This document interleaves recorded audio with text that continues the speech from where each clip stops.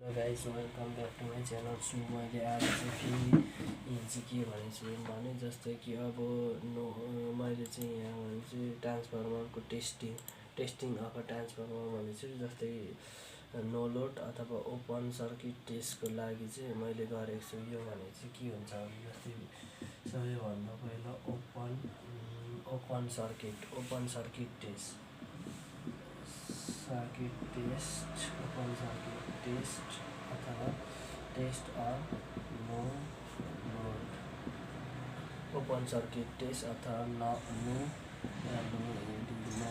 Test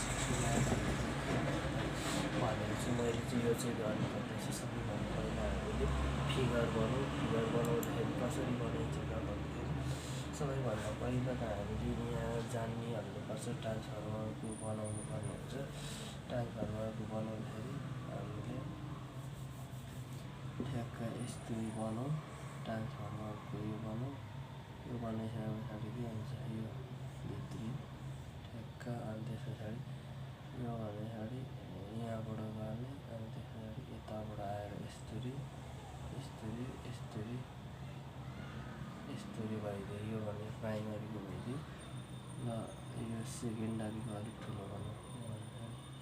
यस्तो गरेर एउटा दुईवटा तिनवटा 6 7 8 अनि यो यस्तो भइदियो। यहाँ भने यहाँ हामीले के राखिदिउँ एउटा भोल्टमिटर राखिदिउँ।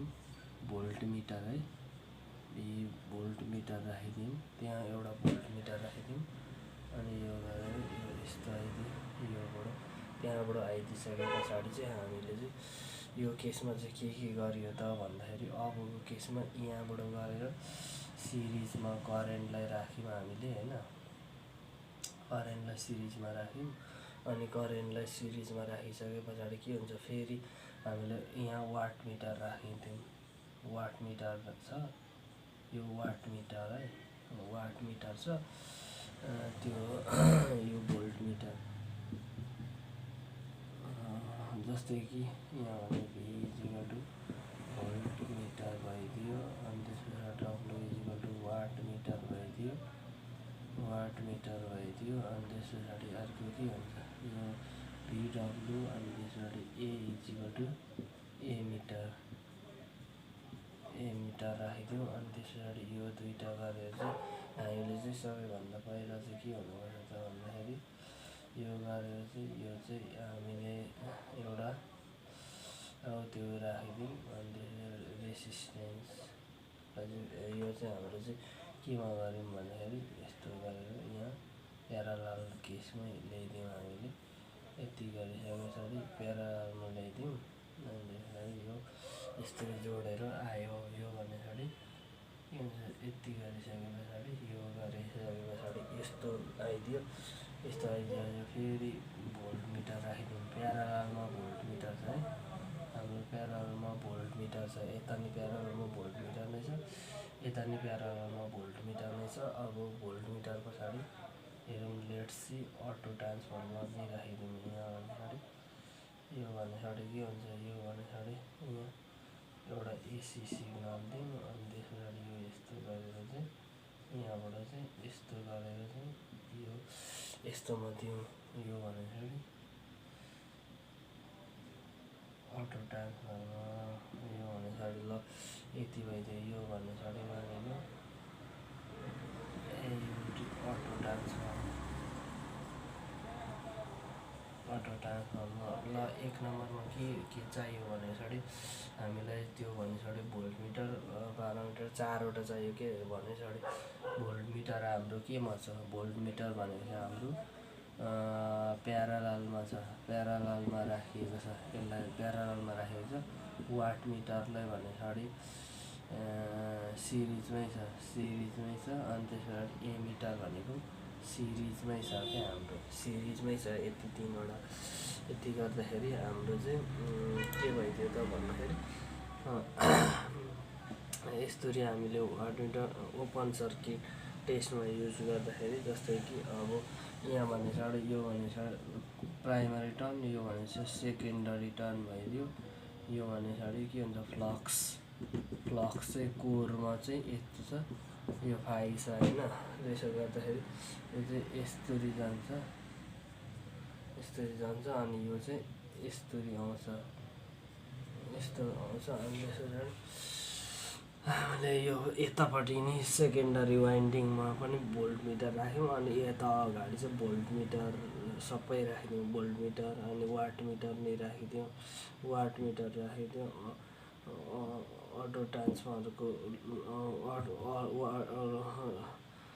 वाट मिटर नै राख्यो। अनि त्यसो गरी के हुन्छ, प्यारामा भोल्ट मिटर अनि ए सिरिजलाई ए मिटरलाई राखिदिउँ। अनि त्यसो यो लो, यो भने पछाडि लो भोल्टेज साइड भयो, यो भनेको हाई भोल्टेज साइड भने पछाडि के हुन्छ, त्यो कोइल धेरै भए पछाडि करेन्ट फ्लक्स धेरै त्यो निस्किने भइदियो, फ्लक्स धेरै भइदिइसकेपछि करेन्ट धेरै हुने भइगयो। त्यस्तो भएको कारणले गर्दाखेरि हामीले चाहिँ के हुन्छ, उता भने पछाडि आइरन लस र कपर लसबाट पनि पढाएको छौँ। अनि यति गर्दाखेरि सिरिजमा यो गऱ्यो।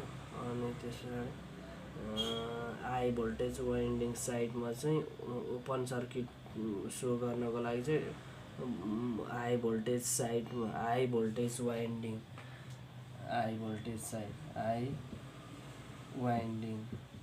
वाइन्डिङ साइड यति गऱ्यो। अनि त्यसो यति भइदियो। लो भोल्टेज साइड अटो ट्रान्सफर्मरले चाहिँ यस्तरी चाहिँ हामीले चाहिँ लो भोल्टेज साइड चाहिँ भोल्ट मिटर राखिदिउँ। अनि त्यसबाट यो भन्छ वाट मिटरको द्वारा चाहिँ हामीले चाहिँ सबै रिडिङ चाहिँ नोट डाउन गऱ्यौँ। अब कसरी गरिन्छ भने यो ओपन सर्किट टेस्टबाट चाहिँ हामीले चाहिँ अनि ट्रान्सफर्मरबाट चाहिँ के गर्न सकिन्छ, जस्तै कि के गर्न सकिन्छ भने के गरिन्छ भने जस्तै कि यो नो लोड भोल्टेजमा चाहिँ के अरे 2 देखि रेटेड भोल्टेज भनेको त रेटेड भोल्टेज भनेको कति हुन्छ, 2 देखि रेटेड करेन्ट अथवा भोल्टेज 2 देखि 10% हुन्थ्यो नि त। रेटेड करेन्ट भनेको 2 देखि नो लोड भोल्टेजमा चाहिँ त्यति गऱ्यो। कपर लस र आइरन लसको भ्यालुबाट चाहिँ के गरिन्छ भने जस्तै कि हामीले चाहिँ 2 देखि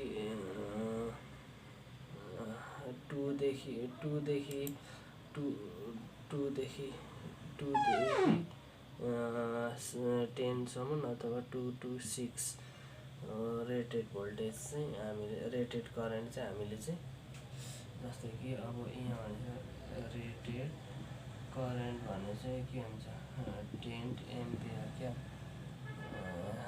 अब जस्तै रेटेड करेन्ट भने चाहिँ के no load current rated current भने चाहिँ 10 भोल्ट भने नो लोड करेन्ट भने चाहिँ जस्तै कि 0.2A देखि हाम्रो कति हुन्छ भने जस्तै कि 0.6A हुन्छ। यो भने जस्तै PC1 भने चाहिँ कपर लस भनेको के थियो भने चाहिँ के हुन्छ I1 स्क्वायर R1 स्क्वायर थियो नि त होइन, I1 स्क्वायर R1 थियो नि त हाम्रो होइन। कपर लसको फर्मुला भने यति भइदियो, I1 स्क्वायर त्यो R1 थियो भनेपछि के हुन्छ त भन्दाखेरि यति गर्दाखेरि हाम्रो कपर लस भनेको चाहिँ के हुन्छ भनेपछि जस्तै कि यो भने चाहिँ I1 स्क्वायर इजिकल टु चाहिँ के हुन्छ 0.2 को स्क्वायर इजिकल 0.04 आइदियो नि त। यति हुने रहेछ क्या हाम्रो यो भन्छ कपर लस भने चाहिँ त्यो हुन्छ। यो चाहिँ हाम्रो चाहिँ यो यति निकाल्ने हो, कपर लस चाहिँ हाम्रो यति निकाल्ने भयो। सो त्यही भएर अब हामीले यो पछाडि हामीले जान्नै पर्ने कुराहरू चाहिँ धेरै छ। किनभने जस्तै कि यो पछाडि हाम्रो यति त भइसक्यो। यसमा प्रत्येकमा फर्मुला छ है, फर्मुला छ। जस्तै कि हामीलाई भीलाई के भन्छ, भीलाई हामीले भिओसी गरिन्छ। अब एलाई भन्छ आइओसी गरिन्छ र डब्लुलाई डब्लुओसी गरिन्छ भने 1 नम्बरमा भनेपछि के हुन्छ, no load current no load power factor no load power factor भनेपछि के cos phi 0 हुन्छ। cos phi 0 भनेपछि के हुन्छ, omega 0c by V 0c I 0c गर्दाखेरि चाहिँ वाट मिटर हुन्छ। अब अनि त्यसरी यो भन्छ no load voltage power factor cos phi को त्योबाट चाहिँ हामीले चाहिँ के गर्न सकिन्छ भने योबाट चाहिँ sin phi पनि निकाल्न सकिन्छ। हामीले sin phi कसरी निकाल्न सकिन्छ भन्दाखेरि 1 - cos phi नट यसरी निकाल्न सकिन्छ क्या हामीले। त्यति गरिसके पछाडि यो भइदियो। अब हामी 2 नम्बरको त्यो भइदियो, यो गरेर यो हुन्छ। अनि 3 नम्बरमा के हुन्छ भनेपछि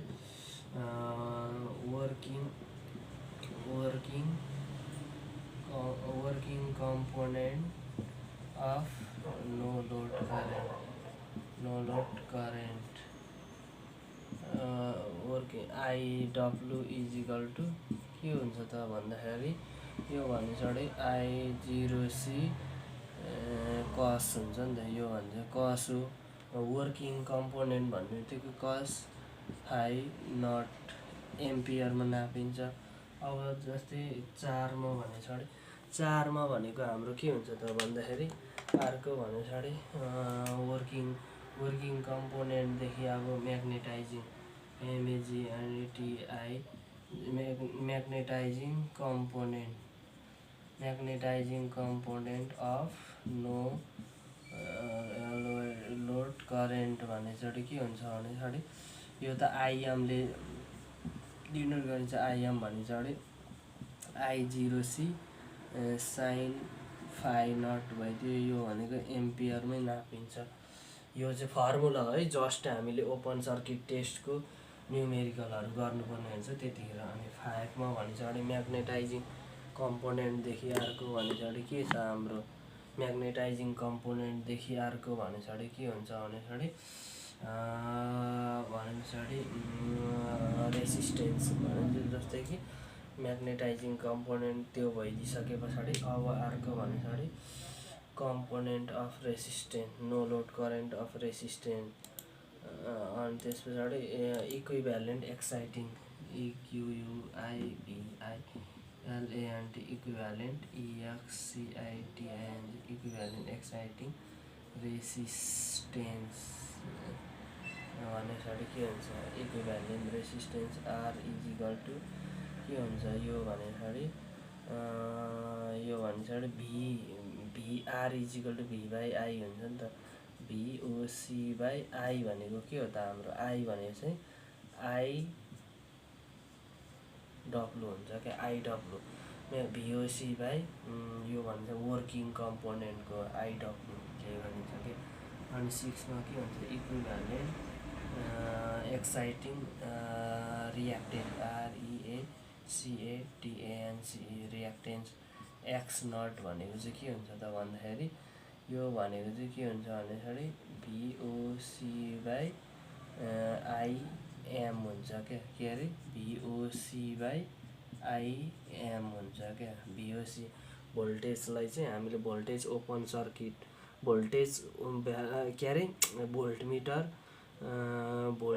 डिभाइडेड बाई भोल्टमिटर ओपन सर्किटको रिडिङ, ओपन सर्किटमा भोल्टमिटरको रिडिङ डिभाइड बाई आइएम भनेको चाहिँ के हुन्छ भनेपछि म्याग्नेटाइजिङ कम्पोनेन्ट हुन्छ। यो चाहिँ कसरी बुझिन्छ भने यो भनेपछि भोल्टमिटर ओपन सर्किट लेखिदिउँ। अनि ए मिटरलाई भनेपछि करेन्ट ओपन सर्किट। अनि त्यसो वाट मिटरलाई 0 ओसी भनेपछि वाट ओपन सर्किट भइदियो। No load current power factor cos phi is equal to watt meter यो भनेको चाहिँ के हुन्छ भने जस्तै कि वाट मिटरले देखाएको ओपन सर्किटमा वाट मिटरबाट नाप्दाखेरि कति वाटको छ, वाट मिटरबाट हामीले पावर नाप्यो, पावर बाई डिभाइड बाई त्यो भने चाहिँ भोल्ट मिटरमा देखाएको ओपन सर्किटमा देखाएको भोल्ट मिटरको रिडिङ इन्टु करेन्टको रिडिङ, एमिटरमा देखाएको करेन्टको रिडिङ गऱ्यो भने त्यति हुन्छ।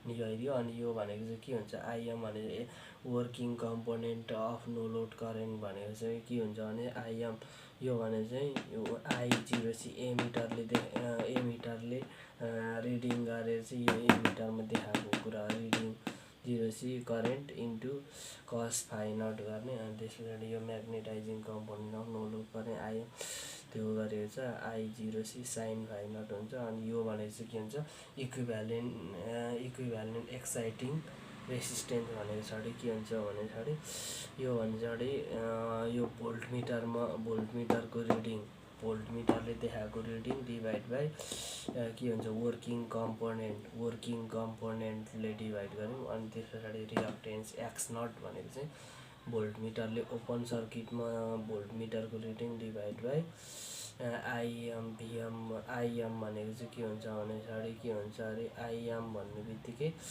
म्याग्नेटाइजिङ कम्पोनेन्ट, यो भने W working component magnetising component I M, यो भने पछाडि ओहममा हुन्छ, यो ओहममा नापिन्छ, यो नि ओहममा हुन्छ। यति हो क्या। यसरी हामीले चाहिँ यो फर्मुला चाहिँ जान्नुपर्ने हुन्छ। यो चाहिँ ओएम, यति फर्मुला चाहिँ क्लियर जान्नुपर्ने हुन्छ गाइज। यो फर्मुला चाहिँ एकदमै जान्नुपर्ने हुन्छ, भिभिआई हो।